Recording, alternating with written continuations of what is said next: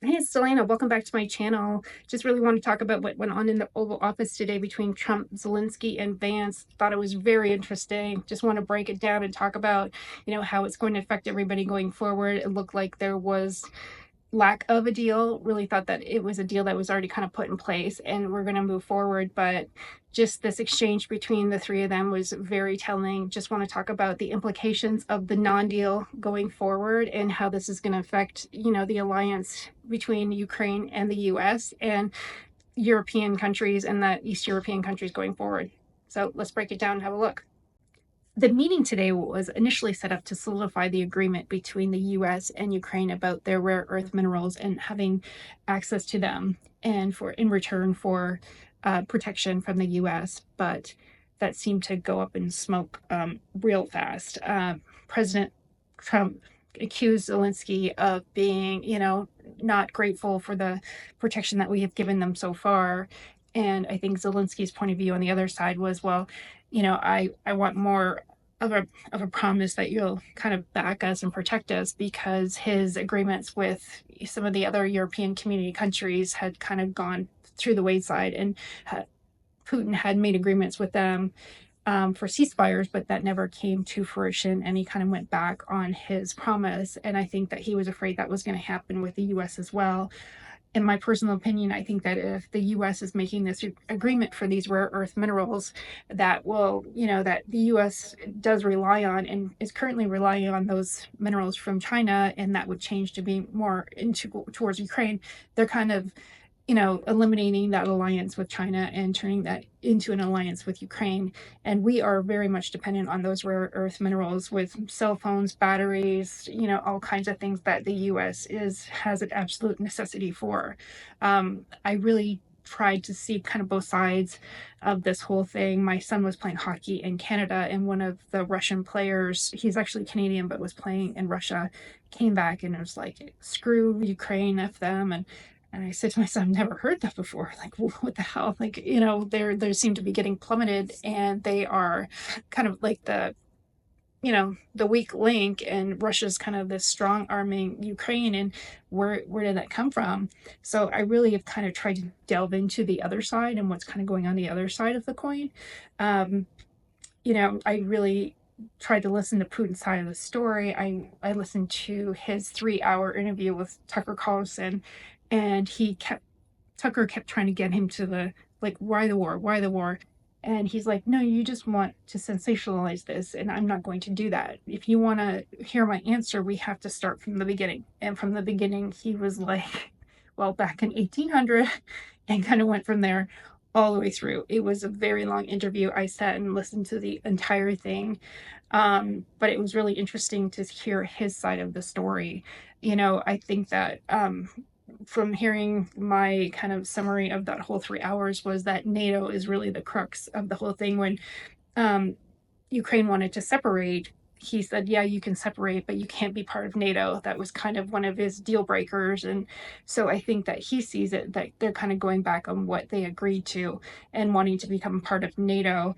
I think that with the alliance with US and Ukraine, and having us kind of not be dependent on their rare earth minerals, having that strategic agreement between the two, that our US would back them, their protection and the war. I think that the biggest piece that I got out of watching the negotiations today in the Oval Office between Zelensky and Trump was, Trump says, I'm looking for peace, and I think Zelensky is looking for the upper hand. I think that's the big difference. I don't know if it's a language barrier or what, but I think that in our language, and I think the way Trump and Vance see it, is that peace is different than getting an upper hand. I think that peace is the goal. I think that Trump has always been for peace with the Abraham Accord. I think that his goal has always been to have peace in the Middle East, and that is his goal now. People say that he's this warmonger, which is farthest from the truth. Liz Cheney making those stupid comments about him, and him calling her a war hawk is 100% true. And the mainstream media just flipped that around, like he was talking about shooting at her, which that was totally not his point. His point is that we can sit there from, the White House and make these decisions for our young men and women out there to go fight, but we're not the ones sitting in there in the front lines getting shot at. And I think that that's the perspective where he comes from. He thinks about those young men and women on the front lines fighting, and he doesn't want that. He doesn't want the upper hand. He just wants peace. He doesn't want the war to continue at all. And with this being his solution, I don't know if this is the solution or not, but this is obviously the solution that they came up with, and there has been no solution so far. That Zelensky kind of blew it in my mind, that he could have had this alliance and hopefully they can come back to the table. My dad always used to say, if you're not part of the solution, you're part of the problem. So I think that from that perspective, I think that alliance and having that agreement with the rare earth minerals, that kind of solidifies their protection, and Zelensky doesn't see it that way. And I think that having the upper hand is not what that's not the goal of what Trump and Vance were looking for. Their goal was peace. Peace, peace, peace. So it'll be very interesting to see days going forward. It's been really interesting to see how Trump handles negotiations, the art of the deal, they say. So it's really interesting to see how he handles that. I thought the deal was kind of already done. So it was interesting to see how Zelensky handled himself in that office. I think there was a lot of body language that was speaking volumes, with him rolling the eyes and kind of sitting back. And JD Vance was kind of sitting forward and saying, hey, like, just show us some appreciation. You're here in the Oval Office. We're here to help you. We're here to discuss. We're here to create peace among you and your country. And I think that he kind of came off very bad, very unappreciative. Yeah, it was very interesting to see. So let's see going forward. I know that a lot of people have called Zelensky a dictator. He's stopped the elections kind of going forward.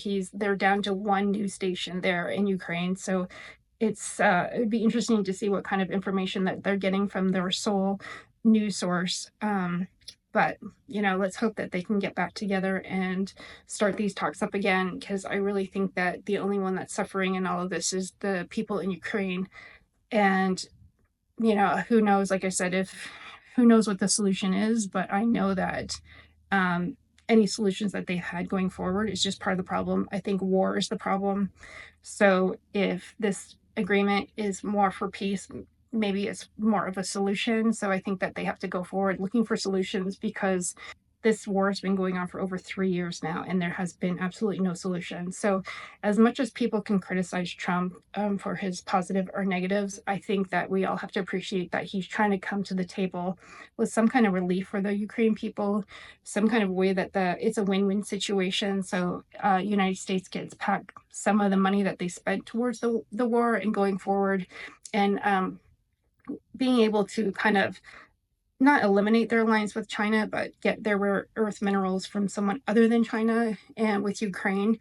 And I think that overall it was just going to be a win-win for everybody. I think that it would also be a win for Putin, because with the United States kind of coming in more in alliance with Ukraine and their protection, that they don't really need NATO. So I think the goal of being part of NATO is having the protection. So if you have United States protection, who is probably the biggest piece of the puzzle in all of NATO. So you have like the big guy, the big dog of NATO that's on your side. Do you really have to keep fighting to be part of NATO? So again, going forward, love to hear your thoughts. Just kind of my thoughts from, like I said, from hearing, the 3 hours of kind of Putin's side of his side of the coin, and what he sees, that Ukraine has come after him, and the reasons for him to go to war, and to hear Zelensky today, and so how Trump and Vance handled it today in the negotiations in the Oval Office was very telling, and kind of learning about how to make these deals happen. So very interesting, and when to kind of get up from the table and walk away. It's, to me, that's always been like, I've had to negotiate deals through my whole career, from everything from leases to real estate. I do multi-million dollar deals in real estate, and it's really hard because you try to not walk away from the table. So at what point do you walk away from the table? And for me, it seemed like it was very quick. It was I've never walked away from the table that quickly. And it seemed like, or unless you do, you're very far apart. You're very far apart in the deal. It seemed that the deal was already negotiated. It seemed like we were so close. And for Trump to get up and walk away was very telling. So, very interested to hear your thoughts. Kind of one of the reasons I started this channel is I really like to hear other people's opinions. You learn so much by talking. One of my videos I talked about, like, my dad made me read that book, The Art of Conversation, and I've always loved it. I've always loved talking about politics, pop culture, what's going on in the world. So um, sometimes when you stop and listen to other people's opinions, just general opinions that you hear from all different walks of life, I think everybody has a different perspective. So it's really interesting to hear everybody's perspective, and that's one of the reasons I started kind of watching videos on YouTube, and I just listen to commentary channels. I just love hearing other people's opinions. I find it very interesting, and I always learn lots. So please like, subscribe, share. My name is Delana. This is Delana Unfiltered, and hopefully you come back for my next video.